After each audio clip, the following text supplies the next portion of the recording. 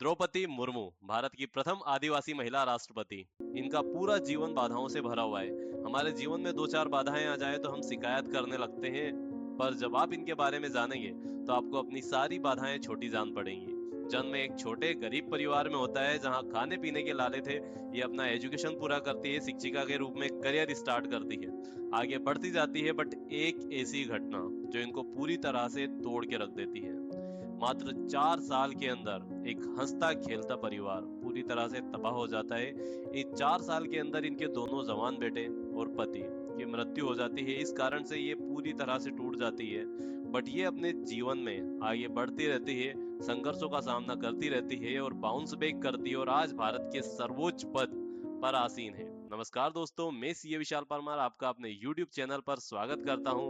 और इस वीडियो में हम लेकर आए हैं आपके लिए द्रौपदी मुर्मू जी की कहानी, जो कि मोटिवेशनल है, इंस्पिरेशनल है। ये हमारे विमेन एम्पावरमेंट का थर्ड वीडियो है।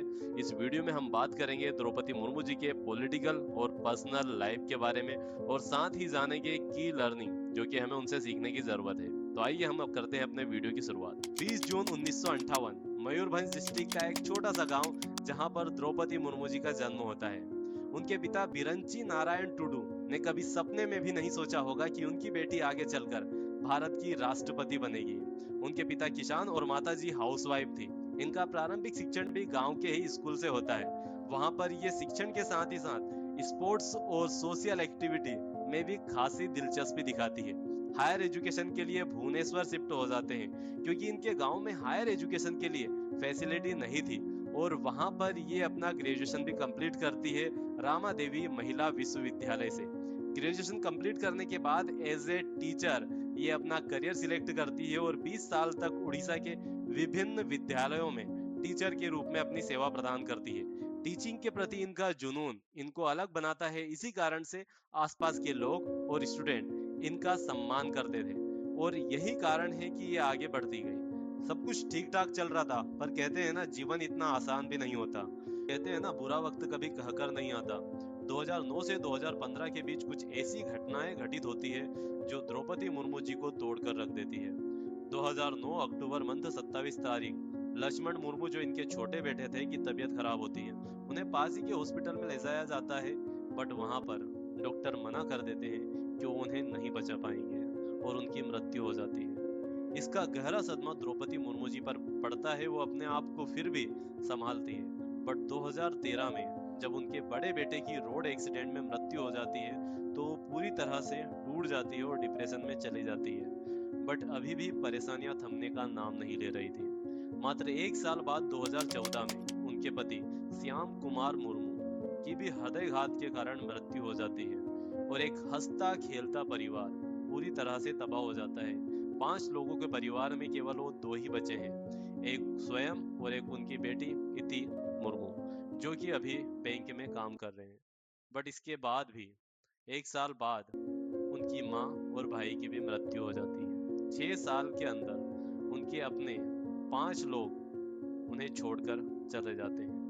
उसके बाद वो वापस से अपने आप को संभालती है, वापस से डिप्रेशन से बाहर आने का प्रयास करती है, अध्यात्म का सहारा लेती है, ब्रह्म कुमारी शिविर ज्वाइन करती है, ऐसे कई शिविर वो ज्वाइन करती है, अपने आप को संभालती है, वापस से बाउंस बैक करती है और आज भारत के राष्ट्रपति पद पर आसीन है। इससे हमें सीख मिलती है कि जीवन कभी होता, जीवन में परिस्थितियां कभी भी चेंज हो सकती है, बट अपने आप को इसके लिए सजग रखना और स्वयं उनके सारे संघर्षों का सामना करते हुए आगे बढ़ते रहना, यह हमें द्रौपदी मुर्मू जी की कहानी सिखाती है। अब बात करते हैं द्रौपदी मुर्मू जी के पॉलिटिकल लाइफ के बारे में। जहां कुछ लोग पॉलिटिक्स में एंट्री लेते हैं ताकि वो ज्यादा से ज्यादा पैसे कमा सके, वहीं इनका उद्देश्य था ज्यादा से ज्यादा लोगों की सहायता करना। 1997 और पहला साल जब ये पहली बार पॉलिटिक्स में एंट्री लेती है, बीजेपी इनको पार्षद के चुनाव के कैंडिडेट के रूप में उतारती है रायरंगपुर जनपद पंचायत से और ये भारी मतों से विजय होती है। इनके द्वारा लगातार 2 वर्षों तक जन सेवा के कार्य किए जाते हैं। इस कारण से बीजेपी इनको वापस से रायरंगपुर कॉन्स्टिट्यूएंसी से विधायक के कैंडिडेट के रूप में उतारती है और ये भारी बहुमत से विजय होती है। इस दौरान ये कई मिनिस्टर के रूप में कार्य करती है, ट्रांसपोर्ट, कॉमर्स और कई ऐसे नियम और कानून लाती है जिनसे लोगों को फायदा हो सके। इसके बाद इनके द्वारा किए गए कार्यों से बीजेपी प्रभावित होती है और वापस सेकंड टर्म में इनको फिर से सेम कॉन्स्टिट्यूएंसी से विधायक कैंडिडेट के रूप में उतारती है और ये फिर से भारी बहुमत से विजय होती है। 2009 से 2015 के बीच इनके जीवन में कई ऐसी परिस्थितियां आई जिन्होंने इनको तोड़ के रख दिया। इनके 5 फैमिली मेंबर जो इनको छोड़ के चले, बट ये फिर से आध्यात्म का सहारा लेती है, फिर से बाउंस बैक करती है। 2015 में इनके द्वारा किए गए कार्यों के कारण सरकार इनको झारखंड का गवर्नर नियुक्त करती है। इस दौरान ये कई कार्य करती है। ये एजुकेशन से रिलेटेड, हेल्थ केयर से रिलेटेड कई ऐसे कार्य करती है जो लोगों के लिए बेनिफिशियर हो। ये पहली आदिवासी महिला बनती है जो कि इतने बड़े पद पर आसीन रही हो। फिर आता है 2022। इनके जीवन में ये कई ऐसे जनसेवा के कार्य करती है। इस कारण से 2022 में प्रेसिडेंट इलेक्शन में एनडीए सरकार इनको प्रेसिडेंट कैंडिडेट के रूप में उतारती है। वहीं सामने कांग्रेस जो कि जसवंत सिन्हा को एज ए कैंडिडेट उतारते हैं, ये जसवंत सिन्हा को भारी मतों से हराती है।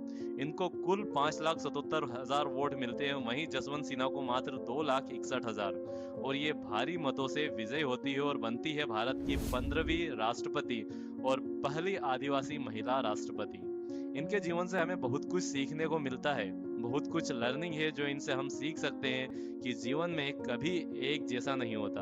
आपके जीवन में कई बार उतार चढ़ाव आते हैं, बट उनका डटकर मुकाबला कर ही हम आगे बढ़ सकते हैं। आप कहाँ से हैं ये डिसाइड नहीं करता आप कहाँ पहुंच सकते हैं। इनका जन्म गांव से होता है, बट आज भारत की राष्ट्रपति हैं। आपका जुनून, आपकी लगन, आपकी मेहनत डिसाइड करती है आप कहाँ पर पहुंचेंगे। ऐसी कई बातें हैं जो हमें इनके जीवन से सीखने को मिलती है। उम्मीद है आपको ये वीडियो अच्छा लगा होगा। यदि हाँ तो वीडियो को लाइक और चैनल को सब्सक्राइब करना ना भूलें और जुड़े रहिए हमसे। हम लेकर आने वाले हैं अपने इस सीरीज में 4th वीडियो नेक्स्ट ट्यूसडे को।